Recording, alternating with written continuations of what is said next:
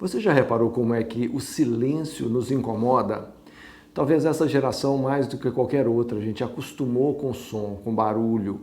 A gente entra em casa, liga a televisão, liga o som, entra no carro, a primeira coisa que faz é ligar o rádio.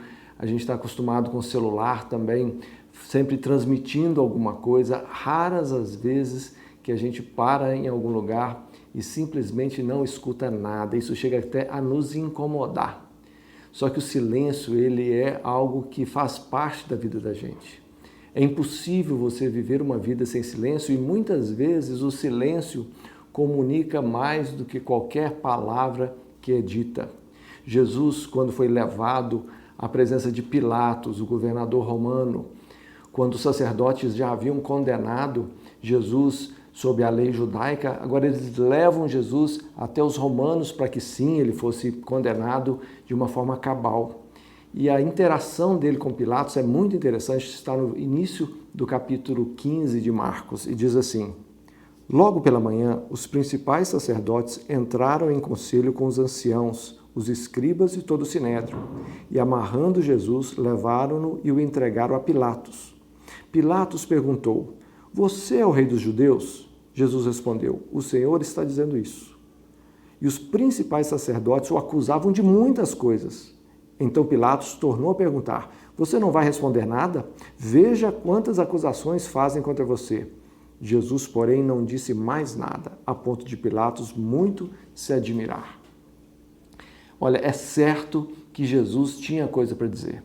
É certo que Jesus sabia o que dizer. Porque Jesus, ele ensinava, ele dizia, ele maravilhava todos com suas palavras. Ele não tinha problema nenhum em enfrentar autoridades, ele não tinha problema nenhum de timidez. Jesus, ele fica silente diante das acusações dos sacerdotes na frente de Pilatos, a ponto de Pilatos se admirar: olha, você não vai se defender? E Jesus não diz palavra. O silêncio de Jesus naquele momento era muito mais audível do que qualquer uma de suas palavras. O silêncio dele tira o próprio Pilatos da zona de conforto dele e ele fica completamente desconcertado. Olha, muitas vezes a gente fala, a gente se defende, mas no fundo, tudo que a gente fala é para tentar melhorar a nossa imagem. A gente quer se explicar, a gente quer dizer por que fez aquilo, por que não fez aquilo outro, a gente quer contradizer a outra pessoa porque a gente se sente ameaçada de alguma forma.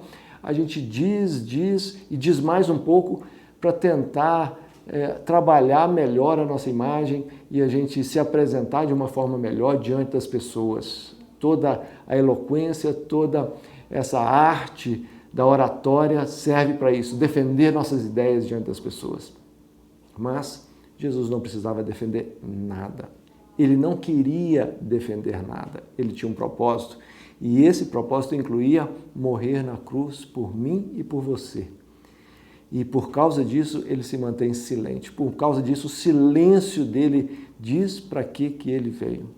O silêncio dele incomodou mais Pilatos do que qualquer outra coisa.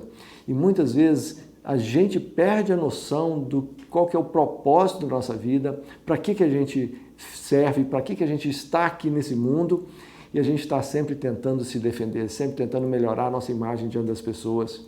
Mas no fundo, o que a gente precisa aprender com Jesus é isso.